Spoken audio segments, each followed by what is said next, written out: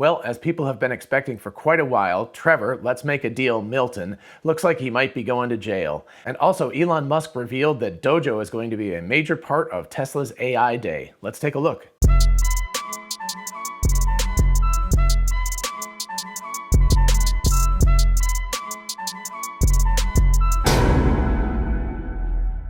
Hey y'all, it's Dr. Know-It-All. So I don't want to spend too much time dwelling on the facts of the Trevor Milton indictment. It's 29 pages of allegations of fraud.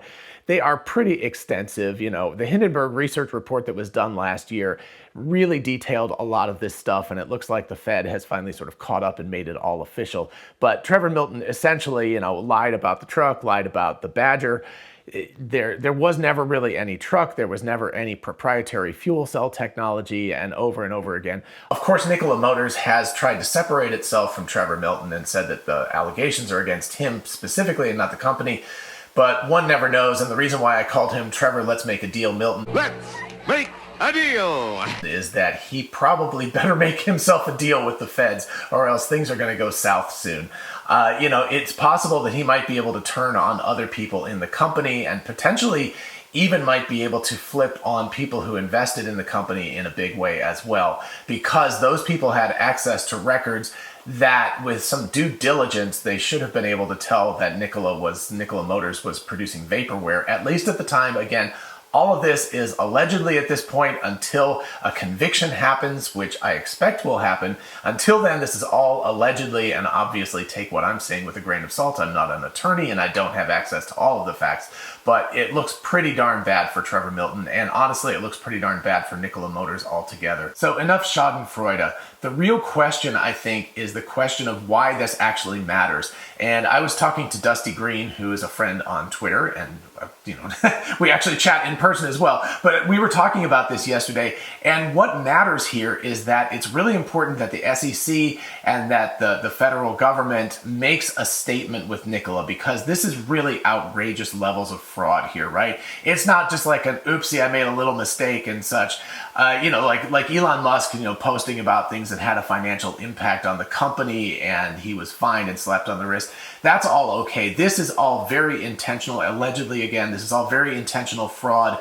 This is all like kind of outrageous and brazen amounts of fraud that are going on here. So it's really important that an example is made, because the stock market is sort of based on trust, right? The people who invest in the stock market trust the fact that someone is overseeing these companies, and when these companies report on their products and their progress and everything, it's very important that we trust that what they're telling us is the truth.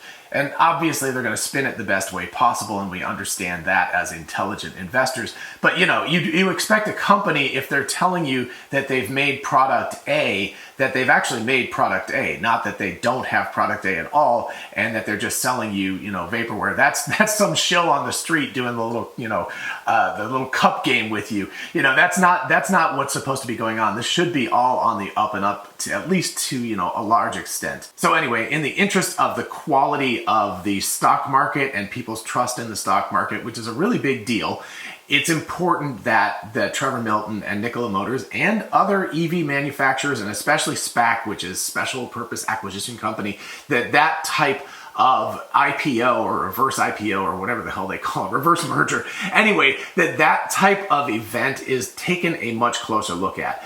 IPOs have a lot of due diligence that are involved in the process of going public, but SPACs, on the other hand, don't have that due diligence that's built into the process. And I think that's a lot of reason why there's a lot of SPACs recently, because there's a lot less, oversight and due diligence that goes on with that. So it's about time that the Fed really, really looks hard at SPACs in general. So we will see. Hopefully this will kind of chill other companies and other people who are shysters, who are out there trying to put one over on the public, and it will cause them to think twice about that. That would be the good, sort of general good that could come out of this event. But anyway, enough about Trevor Milton. Let's put him aside. Let's talk about something a lot more positive. In a tweet that Elon Musk responded to yesterday, Whole Mars Catalog said, "I am 90% sure Tesla will pull off robo-taxis.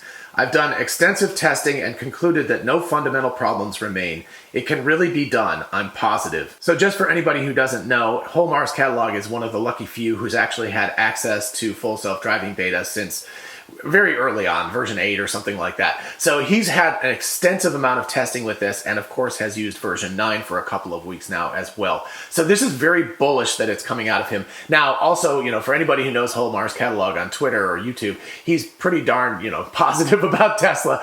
So you have to understand that part at least, but he's also one of the people with the most experience driving the full self-driving beta. So I think we have to take his word that his experience testing out this software has given him a pretty solid indication that Tesla's on the right track to actually making L4 and L5 autonomy. And by the way, if you don't know what level 4 and level 5 autonomy are, I've got a playlist up here, so definitely check that out. Anyway, Elon responded to this saying, "This should be clear to anyone who has experienced the FSD beta evolution. Self-driving requires solving a major part of real-world AI, so it's an insanely hard problem, but Tesla is getting it done. AI Day will be great." So super exciting to hear that from Elon Musk. And it sounds like he's super excited, right? It seems like he's kind of so excited to talk about AI Day and the things that they're going to reveal that he can barely hold back in his tweets. So he's like, he's like the kid at Christmas who's bought their parents a present for the first time. And he's like, "I've got the best present in the world for you, and I want to tell you all about it." So you can sort of sense that excitement in his tweets. And it's really, I kind of like that. I think I hesitate to say adorable with an adult human being, but there you go. It's adorable that he's so excited about it. And it makes me really happy that he is so positive. And it's not one of these things of oh crap, I promised that we were going to do AI Day, so we have to do that. But it's more like, I can't wait to tell you about all the cool things that we're going to reveal at AI Day. And speaking of reveals, let's talk about Dojo for a second. So Holmar's catalog replied to Elon's tweet and said, "Will you reveal more details about Dojo at AI Day?" To which Elon Musk replied, "A lot." So a lot, that's pretty cool. I'm going to go out on a limb and make a prediction here. I'm going to predict that they're going to do at least some sort of soft rollout of Dojo on AI Day, some official rollout. So in other words, they're going to say it may not be 100% working. And remember, this is a supercomputer, so it's built out of lots of components. So it doesn't have to be 100% finished in order to be operational. But I think they're going to announce that Dojo is operational on AI Day, which is only just about 3 weeks. In fact, actually exactly 3 weeks from today. So anyway, hopefully an invite is going to come to me soon. I really, really hope so. But anyway, regardless, I will be watching it on YouTube streaming or something like that, live streaming if I can't go in person, but I really hope I can go in person. Mostly because I want to meet all the cool people who are involved in this industry. I think that would be really, really fun to be able to do that. So anyway, Tesla, if you're listening, I'd love to go. But the upshot of all of this is that I think that given the fact that that Dojo has been teased a little bit, and Andre Karpathy and his CVPR talk, which again, I've done some videos on up here, if you want to check those out, he talked about it as well and kind of made allusions to the fact that Dojo was going to be significantly faster than the supercomputer they're using right now. But anyway, I think they're going to announce some level of functionality of Dojo. Now, I don't think it'll be 100% complete, but I think what they'll say is that it's actually functioning and operational at this point, so that it's working, right? Even if it's only 50% complete, that the part that is completed is actually working. They've got the software written, all of the, the glue that holds the whole thing together, because it's quite the complicated thing building a supercomputer. It's not just about, smashing a whole bunch of CPUs and GPUs together. You've got to have communication equipment. You've got to have ultra fast hard drives and everything to store, again, petabytes of data, right? Petabytes, not gigabytes or terabytes, but petabytes of data. So all of that is critical to make this work, and it takes a huge amount of effort. But the good part is if you can do that at 50% the size, you can keep adding on pieces and you can scale it out once you've got the basics of it working. So anyway, like I said, I'm going to go out on a limb, and you just have to wait 3 weeks to find out whether I'm right or not. But I'm going to say that they're going to announce some functionality of Dojo on AI Day. But in addition to that, I think they're going to talk about the speed of Dojo and what it eventually is going to be up to in terms of how fast it's going to be. I could even see them saying it's the fastest supercomputer in the world. There's an awful lot of debate about that because it depends on whether you're using floating point or integer and how wide your byte width is and all of that kind of stuff. So there's a lot of debate about that, and so it's kind of hard to say who's actually got the fastest. But I think they'll at least be able to say, for doing full self-driving types of calculations, the particular thing that they're doing, it's the fastest supercomputer in the world, or will be at least. And that's going to be really cool. And I could also see them announcing, perhaps again as a future date, but Elon has certainly kind of promised this before, that Dojo is going to be available as a service, like a training and neural network service that they will be able to license out to people to sort of, rent virtual machines on it.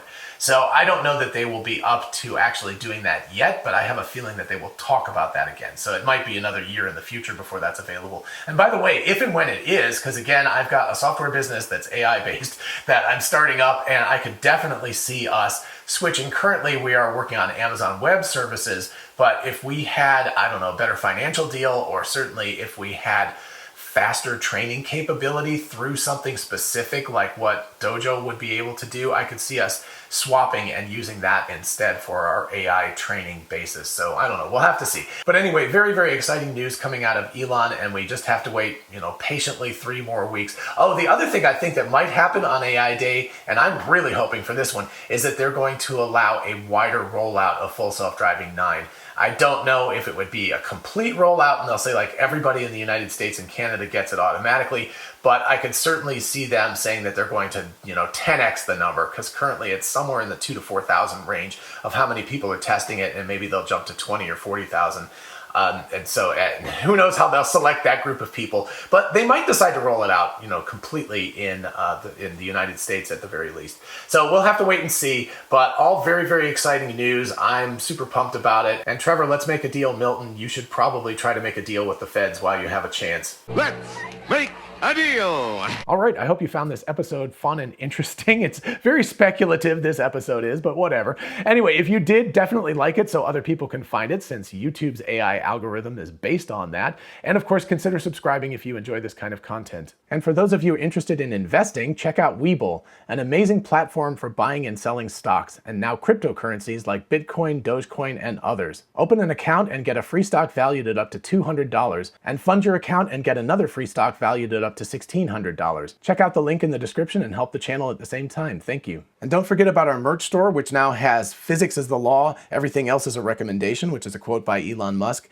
as well as other t-shirts, mugs, tumblers, etc., etc. Check it out in the description. As always, a giant thank you to my patrons on Patreon. Thank you all so much for the support. I really do appreciate it. And finally, don't forget we are both Tesla and Amazon affiliates. If you look in the description, you can see how clicking on a link and going shopping for a new Tesla, a solar roof, a power wall, or anything on Amazon helps out the channel. And as always, don't forget to ask me questions in the comments or at my email address, which is drknowitallknows@gmail.com.